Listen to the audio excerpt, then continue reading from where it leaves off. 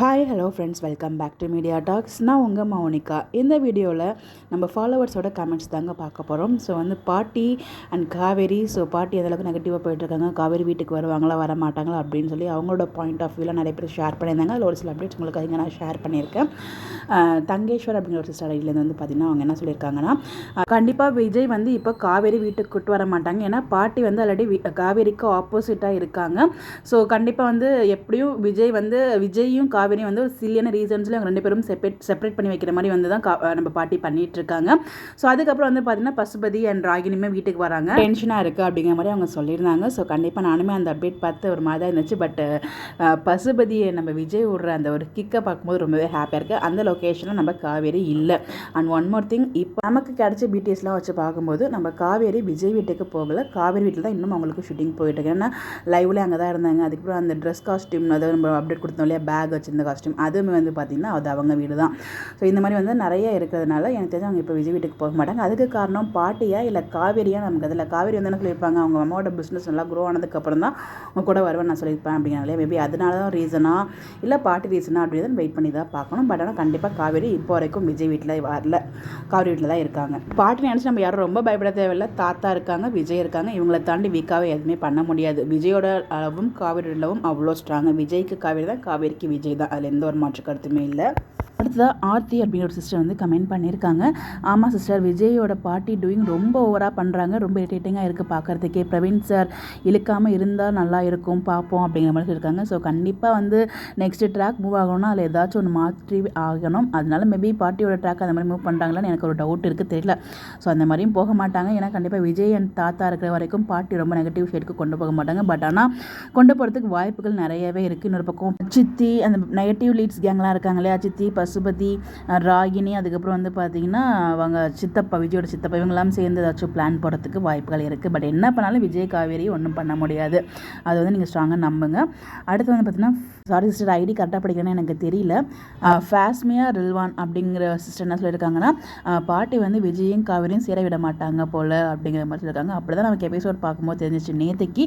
But தாத்தாவும் விஜயும் இருக்கிறதுனால நம்ம ரொம்ப பயப்பட தேவையில்லை. இதை என்னோட ஒரு கருத்தாக இருக்குது. எல்லாருக்குமே காமன் கருத்து என்னென்னா, என்னதான் பண்ணாலும் விஜய் அங்கே இருக்காரு ஸ்ட்ராங்காக, தாத்தா ஒரு பக்கம் ஸ்ட்ராங்காக இருக்காங்க. அப்படிங்கிறப்போ ரெண்டு பேரும் என்ன தான் நெகட்டிவ்ஸ் கொண்டு போனாலும் இங்கே ஒரு பாசிட்டிவ்ஸ் இருக்கிறதுனால அவ்வளோ பெரிய ப்ராப்ளம் வராதுன்னு தான் நான் ஃபீல் பண்ணுறேன். ஸோ நம்ம ஜெயலக்ஷ்மி அப்படின்னு ஒரு சிஸ்டர் என்ன சொல்லியிருக்காங்கன்னா, பாட்டி தான் ப்ராப்ளம், லக்ஷ்மி என்ன பண்ணுவா, சுவாமி அவர் மேலே இருக்க நம்பிக்கையில் வெண்ணிலா அங்கே இருக்க சொல்லிட்டாரு, அது ஓகே தான், ஆனால் வெண்ணிலா விருப்பம் இல்லை என்று நினைக்கிறேன், அதனால தான் அவங்க கிளம்பிட்டாங்க அப்படின்னு சொல்லியிருக்காங்க. ரெண்டு மனம் அதுதான் அப்படின்னு சொல்லிட்டு. ஸோ பார்த்திங்கன்னா எப்படி வெண்ணிலா அவங்க கிளம்பிட்டாங்க, பட் பாட்டி தான் அதுக்கு காரணம் அப்படின்னு மாதிரி அவங்களும் சொல்லியிருக்காங்க. தெரில, பாப்பா மேலே தான் நடக்குது அப்படின்னு சொல்லிட்டு. அடுத்து பார்த்திங்கன்னா, அடுத்ததாக ஜெயந்தி ரவிச்சந்திரன் சிஸ்டர் என்ன சொல்லியிருக்காங்கன்னா, பேரம் பாசத்தை விட மகள் பாசம் தான் ரொம்ப பெருசுன்னு பாட்டி காட்டிட்டாங்க, பசு மோசமானவன்னு எவ்வளோதான் காவேரி சொல்லியிருக்காங்க. ஆமாம், ஸ்டார்டிங்கில் ராகினி கல்யாணம் பண்ணக்கூடாதுன்னு சொல்லி அவ்வளோ பிரச்சனை பண்ணி போலீஸ் ஸ்டேஷன் வரைக்கும் போனாங்க. அப்போல்லாம் காவேரி தப்பானவங்களாக தெரிஞ்சாங்க. இப்போ பார்த்தீங்கன்னா எல்லாத்துக்கும் காரணம் காவேரி தான் அப்படிங்கிற மாதிரி பாட்டி சொல்கிறது எந்த விதத்தில் நியாயம் அப்படின்னு எனக்கு தெரியல. ஸோ இந்த விஷயத்தை பாட்டிக்கு மண்டையில் உரைக்கிற மாதிரி சொன்னால் நல்லாயிருக்கும் அப்படிங்கிற மாதிரி அவங்க சொல்லியிருக்காங்க. தாத்தா இன்னும் அழுத்தமாக சொல்லியிருக்கணும். அதாவது தாத்தின் எதுக்கு சொல்லுவாங்களா, அது இன்னும் கொஞ்சம் அழுத்தமாக சொல்லியிருந்தால் நல்லாயிருக்கும். இது பத்தாது அப்படிங்கிற மாதிரி சொல்லியிருக்காங்க. காவேரி தான் பேரன் விஜய்க்கு உயிர்னு எத்தனை தடவை விஜய் சொல்லியும் ஏன் பாட்டியை தவறிட்டாங்க, இப்படி தப்பாக ப்ரொஜெக்ட் பண்ணியிருக்காங்க அப்படிங்கிற மாதிரி சொல்கிறாங்க. மற்ற சீரியல் மாதிரி பாட்டியை மாமியார் ஆக்கிட்டாங்களா அப்படிங்கிற மாதிரி கேட்டிருக்காங்க. மேபி இருக்கலாம், தெரில என்ன பண்ணுறாங்க அப்படின்னு சொல்லிட்டு. பாட்டி என்ன மாதிரி கொண்டு போகிறாங்க அப்படின்னு சொல்லிட்டு வெயிட் பண்ணி தான் பார்க்கணும். ஏன்னா போகிறத பார்த்தா ஒரு நெகட்டிவ் மாதிரி தான் ஃபீல் ஆகுது எனக்கு. ஸோ பார்க்கலாம் என்ன பண்ணுறாங்க அப்படின்னு சொல்லிட்டு.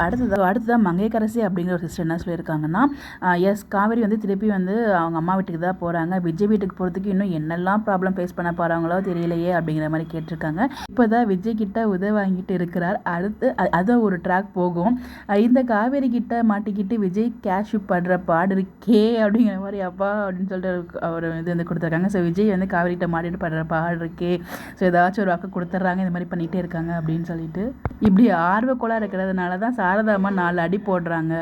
எல்லா ப்ராப்ளத்தையும் தன்னோட தலையில் போட்டுக்கிட்டு ரொம்ப பண்ணுறாங்கப்பா காவேரி. ஆமாங்க, எல்லா ப்ராப்ளத்துக்கும் காரணம் அவங்க தான் அப்படின்னு சொல்லிட்டு யார் என்ன சொன்னாலும் அதை நம்பிட்டு ஸோ இந்த மாதிரி தப்பான முடிவுலாம் எடுத்துகிட்டு போயிடுறாங்க. ஸோ அது கண்டிப்பாக இதுவும் கடந்து போகும் அப்படிங்கிற மாதிரி போகலாம். கண்டிப்பாக கடந்து போயிட்டு தான் இருக்கும் நினைக்கிறேன். கொஞ்சம் விஜய் வீட்டுக்கு போகிறதுக்கு கொஞ்சம் டிலே ஆகும். அதுக்கு இன்னும் உண்மையிலேயே இவங்க சொன்ன மாதிரி என்னென்ன ப்ராப்ளம்லாம் ஃபேஸ் பண்ண போகிறாங்க அப்படின்னு சொல்லி வெயிட் பண்ணி பார்ப்போம்.